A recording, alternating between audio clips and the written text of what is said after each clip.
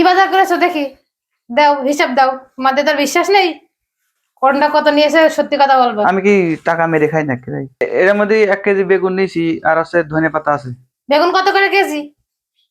বেগুন আগে বাজারে নেই, মেলা খুঁজেছি। একজন নিয়ে আসছিল, ওই 100 টাকা, 100 টাকা কেজি। পালং শাক নিয়ে আসি 2 মুঠ। কত করে নিয়েছে 2 মুঠ? পালং শাক আছে ওই, ও তুই যে আছে 100 টাকা বলছিল, আমি ওই 80 টাকা দিই, 40 টাকা নিয়ে আসি। একবারে ওই দেশি, খুব আছে, খুব স্বাদ, খাতে খুব স্বাদ আছে। আর এই যে টমেটো নিয়েছি 1 কেজি।